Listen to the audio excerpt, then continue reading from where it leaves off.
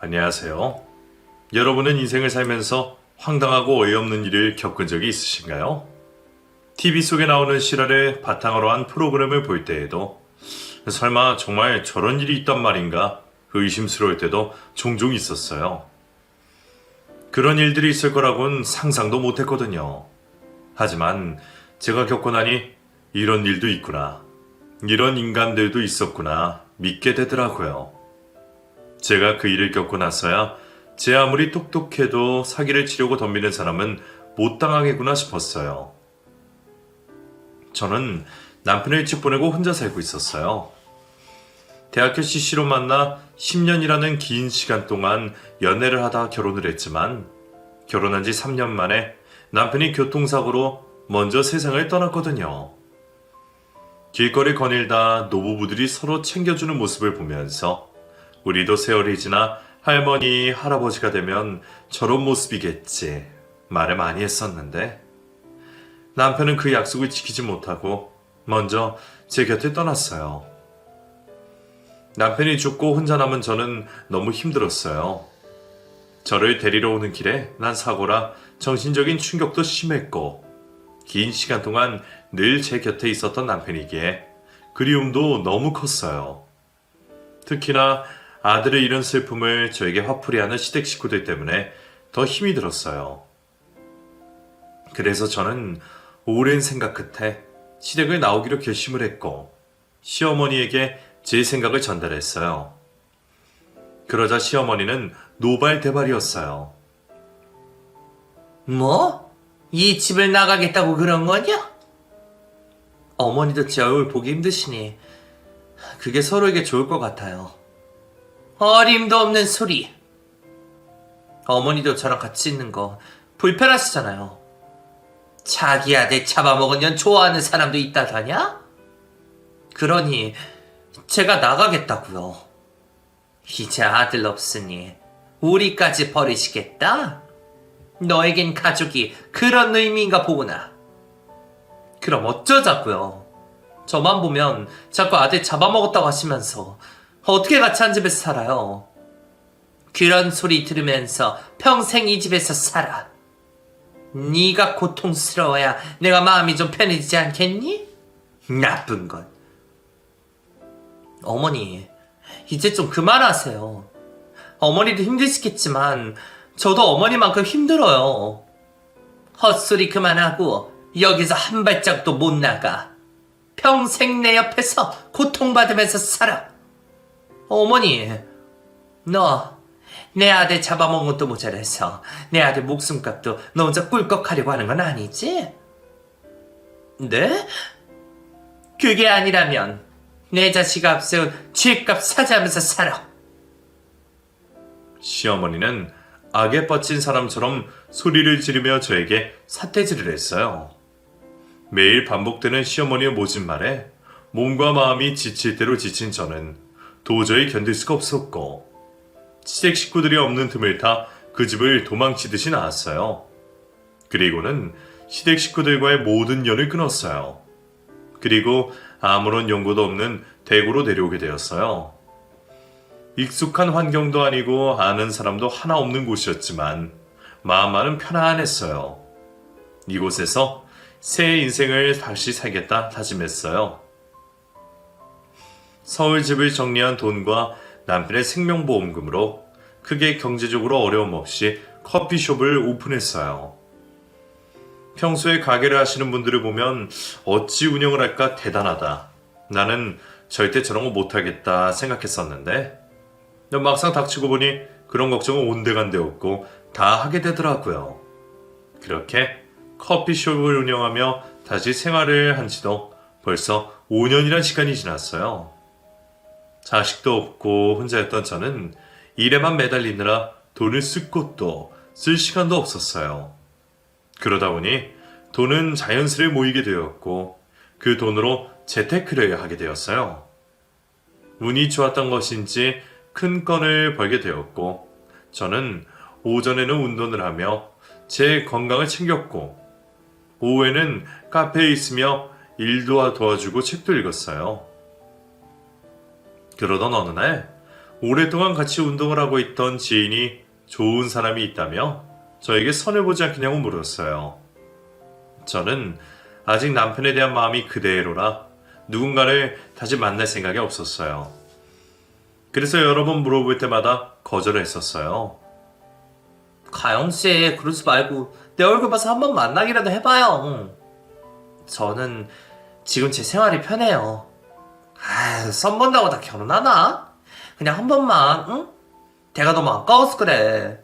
가영씨도 너무 좋은 사람이고 그 친구도 너무 좋은 사람이라서 자꾸 이러시니 제가 괜히 더 미안해지네요. 그럼 한번 만나봐. 어? 알겠어요. 정말 이번 한 번이에요. 그래, 내가 연락해 놓을게. 정말 둘이 잘 맞을 거야. 지인의 부탁을 계속해서 거절할 수 없었던 저는 결국 그 남자를 만나기로 약속을 잡았어요. 이렇게 하지 않으면 끝날 것 같지가 않아서였어요. 며칠이 지나고 약속한 날이 다가왔고 저는 약속한 카페로 갔어요. 제가 카페를 운영하고 있어서 그런 건지 그 남자보다는 카페 분위기가 먼저 눈에 들어왔어요. 제가 하고 있는 카페보다 조금 더 큰 이곳은 디저트류도 같이 팔고 있었어요. 카페에 들어서니 달콤한 향이 가득했어요. 제가 카페 분위기에 취해 있을 때 누군가가 제 쪽을 보고 있었어요. 저는 그 남자구나 알 수 있었어요. 저는 그 남자가 있는 테이블로 다가가 인사를 나누고는 자리에 앉았어요. 그 남자는 말로 듣던 것보다 더 선한 인상을 하고 있었어요. 말을 할 때마다 웃고 있어서 그런지 첫인상이 좋아 보였어요. 차를 마시며 그 남자와 이런저런 이야기를 나누다 보니 선한 인상만큼 마음씨도 선했어요. 카페를 운영하신다고 들었어요. 네, 작은 카페예요. 거기서 만날 걸 그랬나 봐요. 아니에요. 매일 있는 곳인데요, 뭘. 사별했다고 들었어요. 네, 혼자 되신 지는 얼마나 되셨어요? 이제 5년 정도 지났어요. 그러셨구나. 저는 1년 정도 됐어요. 1년이요? 그 남자가 아내와 사별한 지 1년이 지났다고 말을 했을 때 깜짝 놀랐어요. 제 기준으로 1년은 아직 상처가 다 물지도 않은 시간이라고 생각을 했거든요. 아직 사별한 아내의 그리움이 남아있을 시간이라고 생각했는데 선자리에 나왔다는 게 의아했어요. 저는 계속해서 만남을 이어가고 싶은데 가영 씨는 어떠세요? 솔직히 저는 아직 누군가 다시 만날 생각이 나온 자리가 아니라서요. 죄송해요. 아니에요. 그럴 수도 있죠 뭐. 좋으신 분 만나실 거예요? 네, 고마워요. 오면 마주치면 인사 정도는 괜찮겠죠? 물론이죠. 저는 상대방에게 미안하지만 제 마음을 솔직하게 표현하는 것이 맞다고 생각했어요. 카페에서 나온 저희는 헤어졌고 저는 집으로 돌아왔어요. 햇볕이 드는 창가에 앉아있으니 남편과의 옛 생각이 떠올랐어요. 그때 우린 정말 행복했었는데 오늘따라 남편이 더 생각나는 하루였어요. 다음날 카페에 출근한 저는 곧 있을 크리스마스를 위해서 준비한 트리와 소품들을 꺼내었어요. 조금만 바뀌었을 뿐인데도 분위기가 완전 달라졌어요. 한창 트리에 이것저것 달고 있는데 선자리를 마련해준 지인이 들어왔어요. 어젠 어떻게 됐어요? 아직은 누굴 만나고 싶은 마음이 없다고 말했어요. 왜요? 마음에 안 들었어요? 아니요. 인상도 좋으시고 괜찮으신 분 같았어요. 그럼 몇 번 더 만나보시지 않고선. 아직 제 마음이 그런 것도 있고 아내랑 사별한 지 1년밖에 안 됐는데 선자리에 나온다는 게 좀 그래서요. 죽은 아내를 너무 쉽게 잊은 것 같아서 그래요? 꼭 그렇다기보단 그 친구 사별한 지는 1년인데 아내 병수발을 10년 동안이나 했어요. 네? 결혼한 지 얼마 되지 않아 아내가 쓰러졌는데 그 길로 10년을 누워있다가 그 길로 세상을 떠났거든요. 김병희 효자 없다고. 그 친구처럼 그렇게 아내 보살피는 사람도 드물걸요? 그랬군요. 아픈 상처가 있었네요. 맞아요. 가영씨가 안 좋게 오해하고 있는 것 같아서 말해주는 거예요? 그런 사연이 있는 줄 몰랐네요. 지인에게 들은 그 남자의 사연에 저는 어제 그 남자의 마음을 오해했던 것이 미안해졌어요. 그리고 10년의 병수발한 아내를 보낸 그 남자가 안타까웠어요. 며칠이 지나고 크리스마스가 다가왔어요.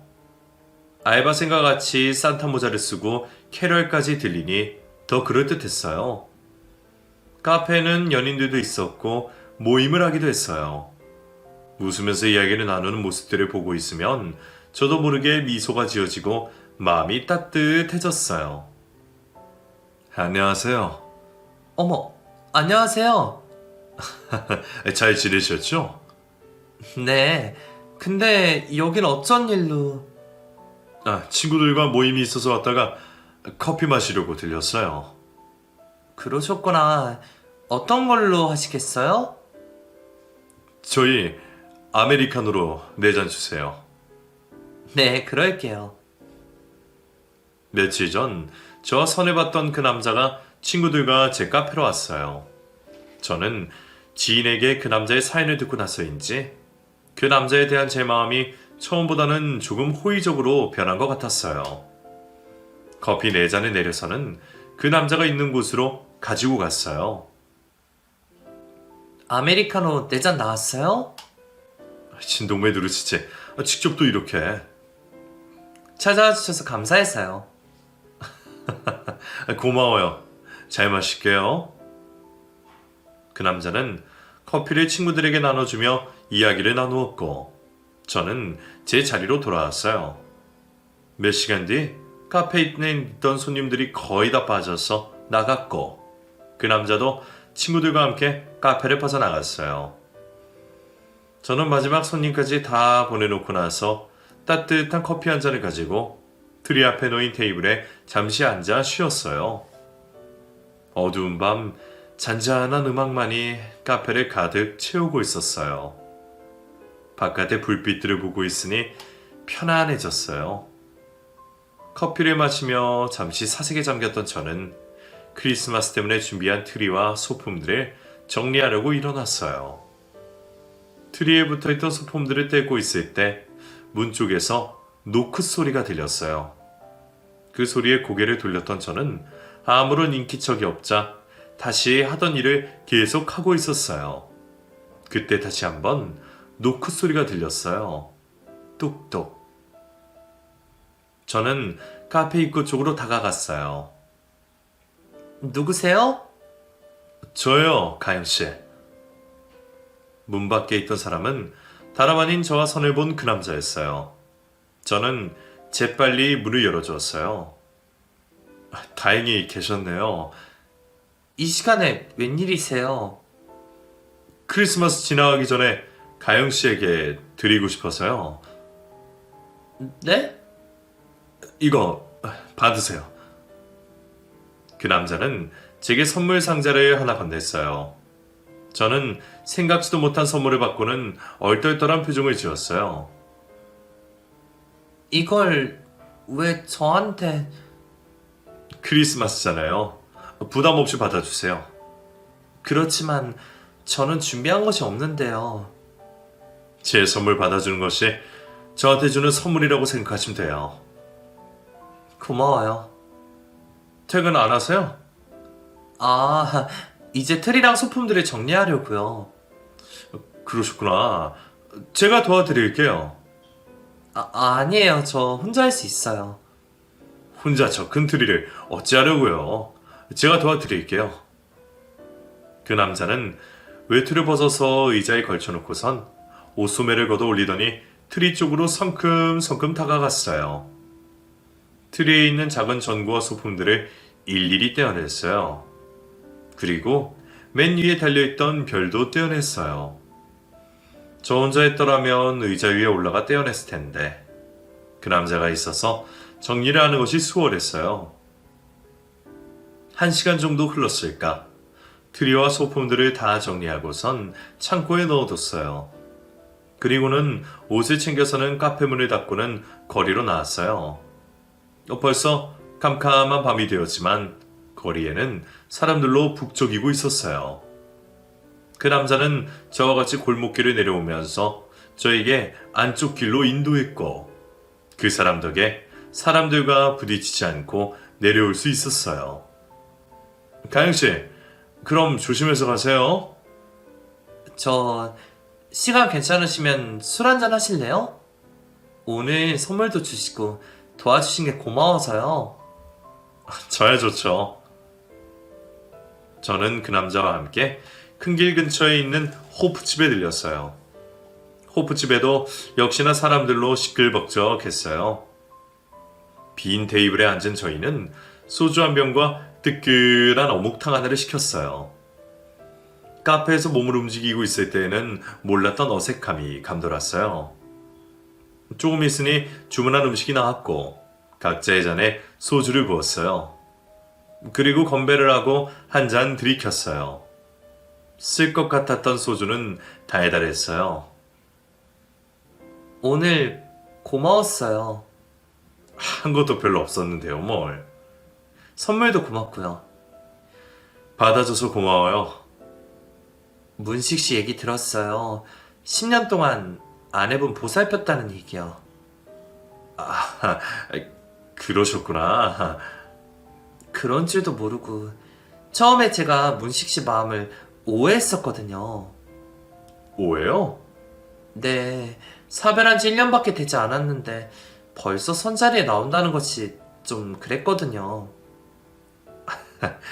그러셨구나. 사연을 들어보니 제가 문식 씨 마음을 오해한 것 같아 미안했어요. 그럴 수도 있죠.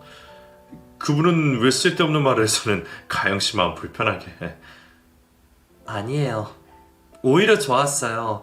문식 씨에 대해서 알고 싶어졌거든요.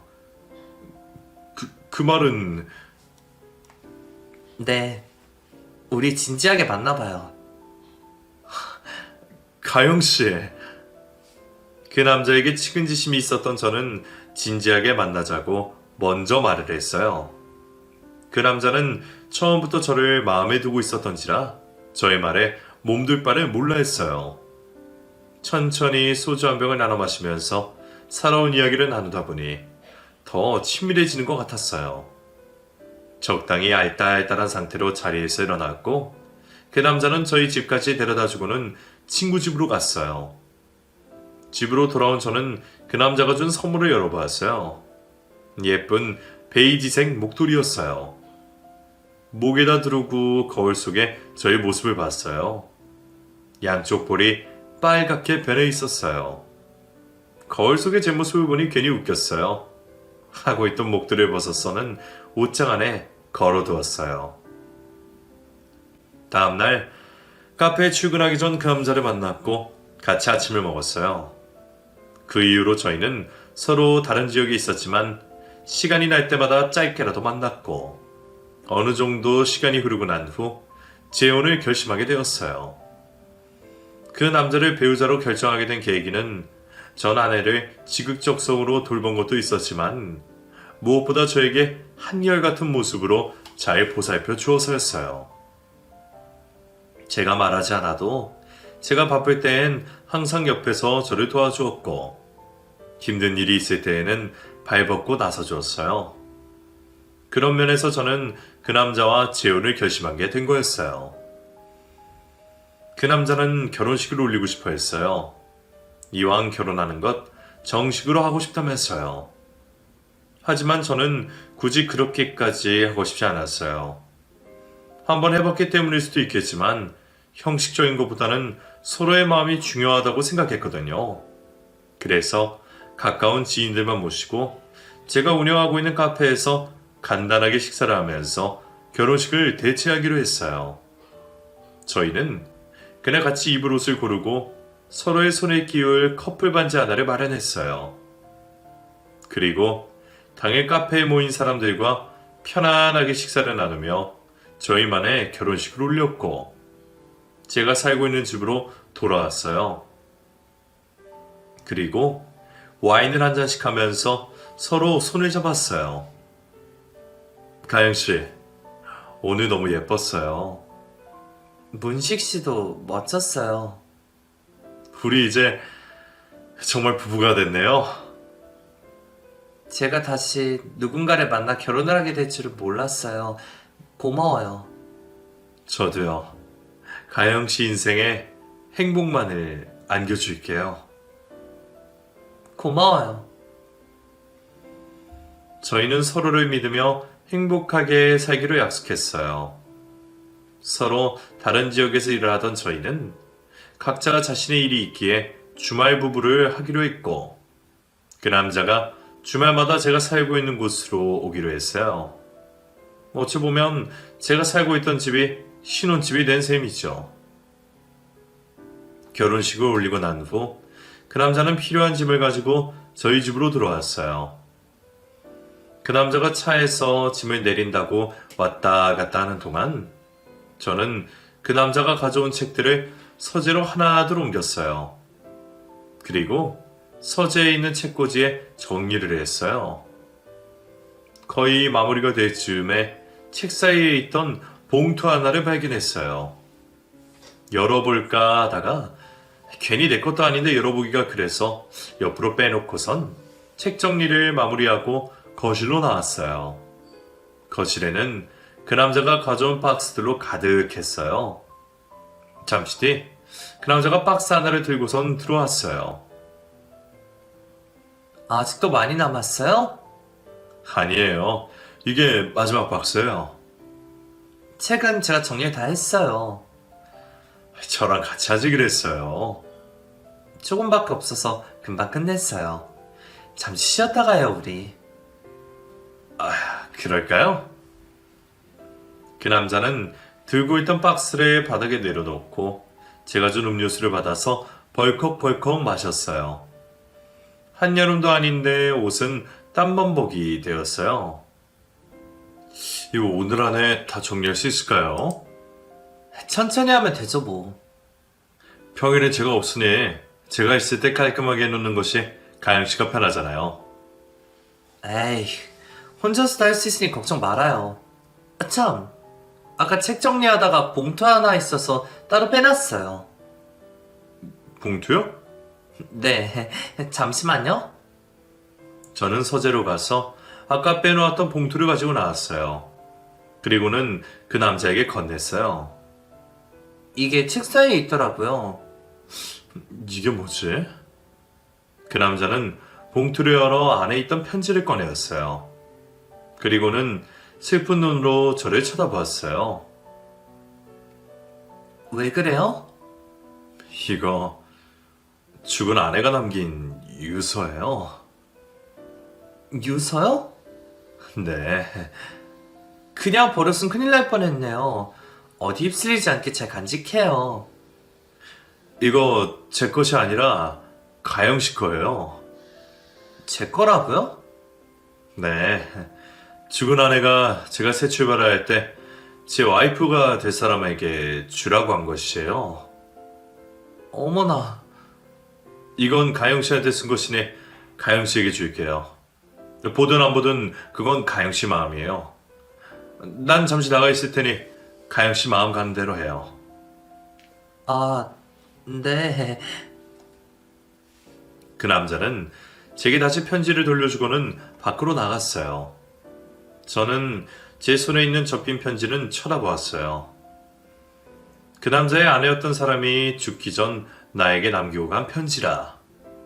선뜻 열어보는 것이 겁이 났어요. 그냥 보지 말고 버릴까 싶기도 했어요. 편지에 어떤 내용이 있을지 몰라 더 그러했어요. 저는 의자에 앉아 잠시 생각에 빠졌다가 용기를 내어 편지를 펼쳐보았어요. 깨알 같은 글씨로 빼곡히 적혀있는 편지에는 그 남자에 대해서 적혀 있었어요. 그리고 10년 동안 자신을 위해서 고생만 한 남편을 잘 부탁한다며 좋은 사람이니 믿고 의지하면서 행복하게 살았으면 좋겠다고 적혀 있었어요. 편지를 읽는 내내 그 남자의 아내의 마음이 느껴지는 것 같아 가슴이 먹먹했어요. 죽기 직전까지도 남편을 사랑하고 있다는 것이 느껴져 괜시리 눈시울이 붉어졌어요. 잠시 뒤 그 남자가 들어왔고 저는 편지를 봉투에다가 다시 넣었어요. 그리고는 아무 말 없이 그 남자를 안았어요. 그리고는 눈물이 나와 훌쩍거렸어요. 그랬더니 그 남자가 저의 얼굴을 바라봤어요. 우는 거예요? 아니에요. 왜 그래요? 문식 씨 아내분 마음이 느껴졌어요. 그만 울어요. 가영 씨가 너무 여려서 그래요.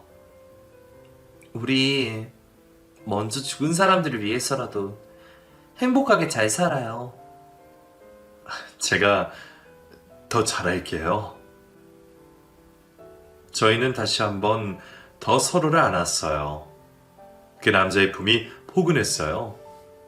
마음을 조금 진정시키고 다시 짐 정리에 나선 저희는 저녁 식사 전까지 정리를 하고자 일사불란하게 움직였어요. 4시간 동안 짐 정리를 끝내놓고 마지막으로 침대와 베개 커버를 바꾸고 새 이불을 펼쳤어요. 이제 이 집에서 행복하게 지낼 일만 남은 것 같았어요. 어느새 어둑어둑 밤이 되었고 그 남자는 정리하느라 고생했을 텐데 자신이 맛있는 음식을 만들어 주겠다며 잠시 쉬고 있으라고 말을 하며 마트에 갔어요. 저는 그 남자가 나가고 나서 또 한 번 주위를 둘러보았어요. 하나씩만 있던 것들이 2개씩 되었어요. 슬리퍼도 2개, 칫솔도 2개, 그릇들도 세트로 2개씩. 그리고 침대 위에 있던 베개도 2개였어요. 저는 미소를 지으며 침대에 걸터 앉았어요. 괜히 마음이 행복해졌어요. 그러다 식탁 위에 올려놓았던 봉투가 생각이 났어요. 침대에서 일어나 식탁 위에 있던 봉투를 들고서는 서재로 갔어요. 그리고 서랍 깊은 곳에 넣었다가 괜히 한 번 더 읽어보고 싶은 마음에 다시 꺼내어 들었어요. 그리고는 봉투 안에 있던 편지를 꺼내었어요. 그때 작은 메모지 하나가 바닥에 떨어졌어요. 뭐지 싶었던 저는 바닥에 떨어진 작은 메모지를 집어들었어요. 경찰만 안 부르면 네 목숨은 안전해. 이게 무슨 말이지? 경찰이 갑자기 왜? 저는 뒤에 또 다른 글이 적혀있나 싶어 돌려보았지만 아무런 글이 없었어요. 봉투 안에 다시 살펴봐도 아무것도 없었어요. 저는 메모지에 적혀있는 글을 다시 한번 읽어보았어요. 분명 그 남자의 글씨가 맞는데 왜 이런 것이 전 안의 유서에 들어있었던 걸까? 잠시 생각에 잠겼던 저는 그 남자가 들어오는 소리에 정신이 들었어요. 재빨리 메모지를 바지 주머니 속에 집어넣었어요. 거기서 뭐해요?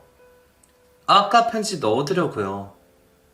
죽은 와이프 편지는 뭐하러 보관하려 해요? 그냥 버려버리지. 나쁜 것도 아닌데요, 뭘. 그래도 모르는 사람이 남긴 걸 뭐하러? 편지가 따뜻해서 간직하고 싶은걸요. 그건 그렇고 오늘 뭐 만들어줄 거예요? 기사하는 날의 짜장면이죠. 잠시만 기다려요. 내가 솜씨발이 해볼 테니. 네, 기대할게요. 그 남자는 주방으로 들어가 짜장면을 만들었어요. 혼자 산 세월이 긴 만큼 그 남자는 웬만한 음식들은 만들 수 있었어요. 맛 또한 좋았어요. 짜장면이 거의 다 만들어지고 맛있는 냄새로 가득했어요. 저는 거실에 있다가 그 냄새 때문에 자연스레 주방으로 들어갔어요. 그 남자는 식탁에 앉으라고 말하며 우동 대접에다가 면을 담고 소스를 부어서 제 앞에다가 올려놨어요. 눈으로만 봐도 너무 군침이 돌았어요. 그 남자는 제 앞에서 반짝거리는 눈빛으로 저를 보고 있었어요. 저는 젓가락을 들어 면에 잘 베이게 비벼서는 한 젓가락 돌돌 말아서 입에 넣었어요. 어? 정말 맛있어요. 정말요? 네, 이건 언제 또 배웠어요? 예전에 중국집에서 일한 적이 있었거든요. 그때 어깨너머로 배웠어요. 중국집에서도 일했었어요? 네, 형편이 어렵다 보니 안 해본 일이 거의 없었어요. 그랬구나. 이거 너무 맛있어요. 나중에 할 것 없으면 짜장면 팔아서 먹고 살면 되겠는걸요? 그래요? 맛있다니 다행이에요. 혹시나 입맛에 안 맞을까봐 걱정했는데. 괜한 걱정했는데요? 너무 맛있어요. 어서 같이 먹어요. 저와 그 남자는 짜장면 한 그릇씩 하고는 짐 정리를 하느라 고단했는지 금세 잠이 들었어요. 한참을 자다가 어두운 밤 누군가 쫓아오는 꿈을 꾸다 잠에서 깼어요. 식은땀이 나고 등골이 오싹해지는 것 같았어요. 원래는 꿈을 잘 꾸지 않는 편인데 직접 겪은 것처럼 너무 생생하게 느껴졌어요. 그 남자는 많이 피곤했는지 제가 깬 것도 못 느낀 채 깊은 잠에 빠져 있었어요. 다시 잠을 청할 수 없었던 저는 조용히 밖으로 나와 따뜻한 물을 한 잔 마셨어요. 따뜻한 것이 몸속으로 들어가니 조금 괜찮아지는 것 같았어요. 다시 침대로 돌아온 저는 이불 속으로 들어갔어요. 그러자 그 남자가 팔로 저를 감싸 안았어요. 그 남자의 따뜻한 온기가 느껴져서 그런 것인지 어느 순간 잠이 들었어요. 다음날 저는 그 남자의 목소리에 잠에서 깨어났어요. 그 남자는 저를 위해 아침을 준비했어요. 둘 다 아침은 간편하게 먹는 편이라 토스트를 만들었어요. 베이컨과 계란 후라이도 있었어요. 그 남자는 제가 먹기 좋게 구운 빵 위에 딸기잼을 바르고 베이컨과 계란 후라이를 올려주었어요. 그 남자 덕분에 아침 식사를 편하게 먹을 수 있었어요. 식사를 마친 저는 그 남자와 집까지 데려다 주기 위해 나갈 채비를 했어요. 그 남자는 괜찮다고 말을 했지만 매주 있는 것도 아니니 오늘만 데려다 준다고 말하며 나섰어요. 내리쬐는 햇볕을 맞으며 가는 길은 의도치 않게 데이트를 하는 것 같았어요. 그 남자는 한 손으로 운전을 하고 다른 한 손으론 제 손을 잡아주었어요. 그 남자의 집까지 가는 길이 너무나 즐거웠어요. 몇 시간을 달린 후에 그 남자의 집에 도착했어요. 자고 갈래요? 내일 카페도 문 열어야 하고 가봐야죠. 피곤해서 어떻게 해요? 여기서 자고 내일 오전 일찍 가는 것이 더 나을 것 같은데. 오히려 그게 더 피곤할 거예요. 늦더라도 집에 가서 자는 것이 더 나아요. 정말 갈 거예요? 저랑 같이 있고 싶으세요? 들켰네요. 그럼 그렇게 할게요. 저는 그 남자의 집에서 하룻밤 자기로 했고 그날 저녁집 근처에 있던 식당에 가서 저녁을 먹었어요. 마을이 작고 여기에서 오래 살아서 그런지 그 남자를 아는 사람들이 많았어요. 서로 인사를 건네며 안부를 묻는 사람들이 있는 반면 뒤에서 저희를 쳐다보며 수군대는 사람들도 있었어요. 인사를 나누던 사람들은 열이면 열, 그 남자가 재혼한 줄을 모르고 있었어요. 축하한다는 말을 전하는데 왠지 떨떠름한 표정이었어요. 뭔가를 알고 있다는 그런 표정 말이에요. 사람들의 표정에 제가 신경을 쓰고 있다는 걸 느꼈는지 그 남자가 말을 꺼냈어요. 저 사람들 신경 쓰여요? 괜히 힐끔힐끔 쳐다보는 것 같아서 좀 그래요. 여기 사는 사람들은 내가 재혼한 줄 몰라서 그런 걸 거예요. 왜요? 10년 안에 병수발 했는데 저 세상 보내고 나서 이렇게 빨리 재혼할 줄 몰랐겠죠. 아, 네. 그럴 수도 있겠네요. 저도 문식 씨를 처음에 그렇게 생각했으니까요. 네. 그러니 저 사람들 신경 쓸 필요 없어요. 문식 씨는 괜찮아요? 제가 왜요? 아무것도 모르는 사람들이 문식 씨에 대해서 오해를 하니까요. 전 괜찮아요. 다른 사람들이 어떻게 생각하든 상관없어요. 가영 씨만 제 마음 알아주면 되니까요. 그 남자의 말을 듣고 보니 다른 사람들이 그런 표정을 지을 수도 있겠다 싶었어요. 식사를 마친 저희는 집으로 돌아오는 길에 마트에 들렀어요. 맥주도 사고 마른 안주도 하나 샀어요. 집에 돌아온 저희는 TV를 보며 맥주를 한잔 했어요. 그 남자의 집에서 보내는 하룻밤이 저희 집에서 보낸 밤보다 설레었어요. 다음날 일찍 일어난 저는 그 남자의 출근 준비를 도왔어요. 어제 그 남자가 저에게 해주었듯이 오늘은 제가 그 남자에게 토스트를 만들어 주었어요. 그 남자는 토스트를 먹고 조심해서 가라는 말과 함께 집을 나섰어요. 저도 뒷정리를 하고 집을 나왔어요. 저요? 차에 타려는데 누군가 저를 붙잡았어요. 이 집 남자랑 재혼한 지는 얼마나 됐어요? 며칠 안 됐는데 왜 그러세요? 그랬구나. 이혼한다는 소리 못 들은 것 같은데. 이혼이요? 그게 무슨 말씀이세요? 결혼한 남자인 거 몰랐어요? 사별한 걸로 알고 있는데요. 사별? 멀쩡히 살아있는 마누라를? 내가 걔나 오지랖일 수도 있는데 이 집 남자 이 동네에서 유명해요. 유압 경찰서에만 가도 다 알걸? 신고받고 몇 번을 왔었다고? 네? 내가 정말 같은 여자로서 안타까워서 그래. 지금 무슨 말씀을 하시는지 도통 모르겠어요. 그때 그 집 남편이 잽싸게 뛰어나오며 괜히 쓸데없는 소리를 한다며 그 아주머니를 끌고 갔어요. 그 아주머니가 가고 난 후 차에 올라탄 저는 찝찝한 마음이 들었어요. 그리고 어제 봤던 메모지에 글이 떠올랐어요. 차에 시동을 걸고 가다가 경찰서가 눈에 들어온 저는 저를 멈췄어요. 그리고는 안으로 들어갔어요. 저 혹시 저기 저 파란 대문 집에 사는 이 남자를 아세요? 저는 저와 같이 찍은 사진을 보여주며 물어봤어요. 아, 문식이? 아세요? 이 동네는 작아서 이 집, 저 집 누가 사는지 다 알아요. 근데 문식이는 왜요? 그때 동네 한 분이 들어오셨다가 저를 아는 체 했어요. 어제 문식이랑 같이 있던 그 사람 맞죠? 식당에서 마주쳤었는데. 네, 근데 언제 결혼했대요? 며칠 전에요. 얼마 안 됐구만. 저기 다시 생각해봐요. 내가 내 동생 같아서는 소리니까. 네? 이 동네 사람 아니죠?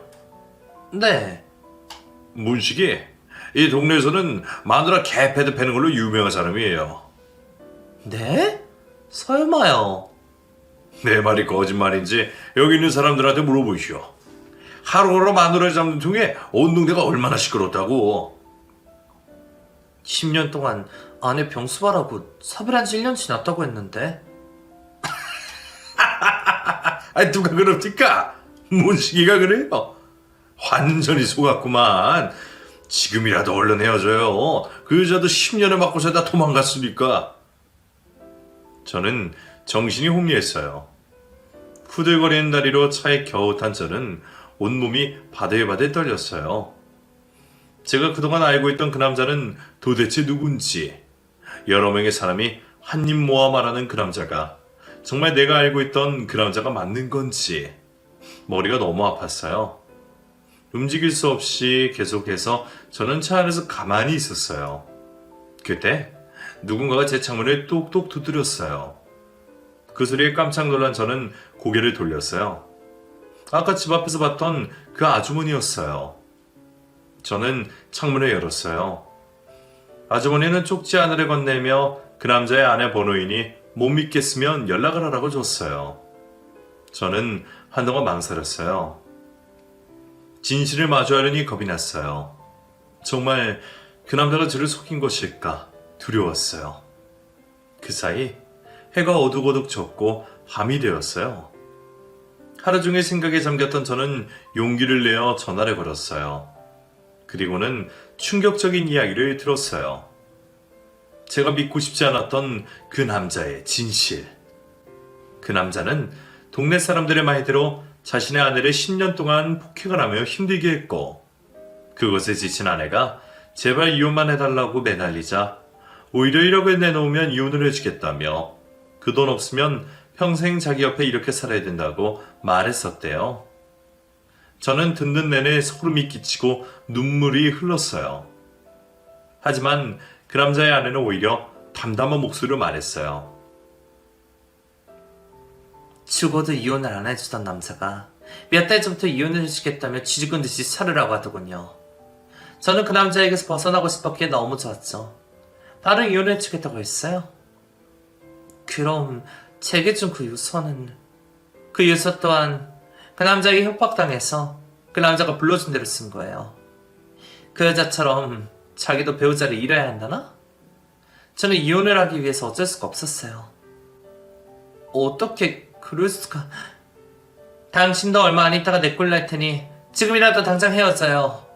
내가 상관할 바는 아니지만 같은 여자로서 충고하는 거니까 흘려듣지 말아요. 내 말 무슨 뜻인지 알죠?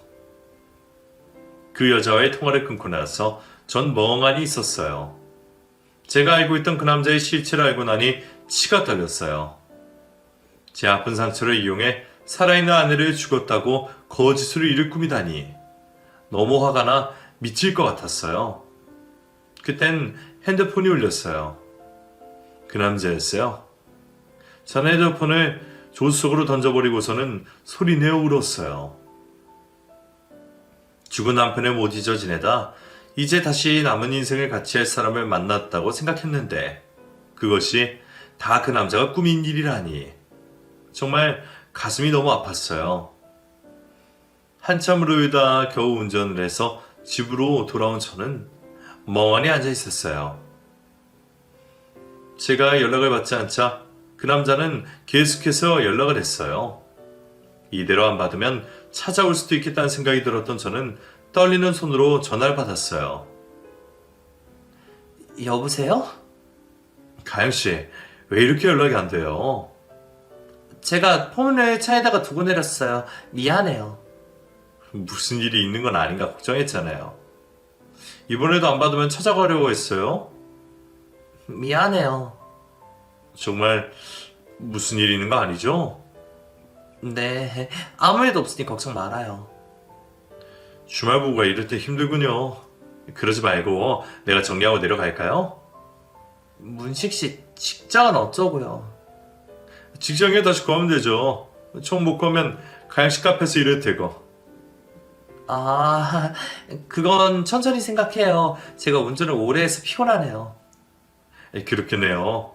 어서 자고 우린 주말에 봐요. 그 남자가 저를 걱정하는 말들이 다 거짓처럼 느껴졌어요.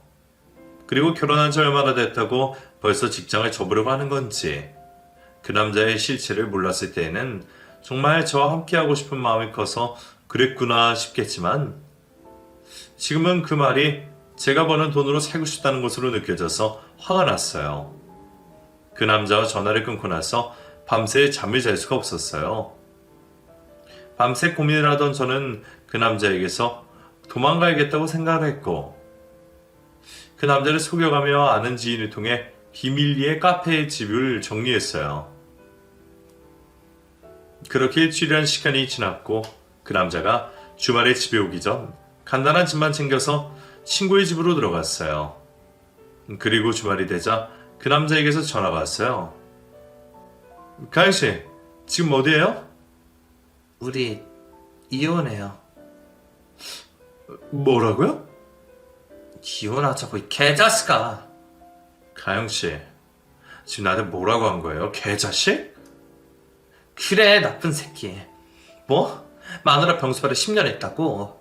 10년 동안 개패들 두들겨 팬 게 아니고 이거 완전 사이코잖아. 지금 무슨 소리 하는 거야? 네 얘기하고 있는 거잖아, 이 미친 도라이 새끼야. 뭐? 말 조심해. 내가 좋은 말하게 생겼니? 전화를 이러지 말고 만나서 이야기해. 내가 미쳤다고 너 같은 걸 왜 만나? 왜? 만나면 난 또 어떻게 협박하려고? 어디서 무슨 얘기를 어떻게 들었는지 모르겠지만 전화를 이러지 말고 만나서 얘기해. 됐어. 네 목소리 듣는 것도 지금 소름 끼쳐. 당장 뭐다? 정신 차려, 이 미친 새끼야. 너랑 나랑 완전히 끝났어. 다시는 연락하지 마. 저는 핸드폰을 꺼버렸어요. 심장이 벌렁벌렁거리고 온몸이 후들후들거렸어요. 왠지 제가 있는 곳까지 찾아올 것 같았어요. 저의 모습에 친구는 꼭 껴안아 주었어요. 저는 친구의 집에 머무르며 사기 결혼으로 그 남자를 고소했고 그 남자의 아내도 용기를 내어 공갈 협박으로 신고를 했죠. 그 남자는 현재 재판 중에 있어요. 다른 의미로 또 한 번의 상처를 받은 저는 평생 혼자 인생을 즐기다 삶을 마감할 생각이에요. 몇십 년이 지나 상황이, 마음이 변할진 모르겠으나 지금 현재 제 심정은 어느 누가 하나 믿지 못한 채 거리를 두고 살고 있어요. 지난 상처는 빨리 잊고 저만의 삶을 집중할 수 있는 그런 날이 빨리 오길 바라봅니다.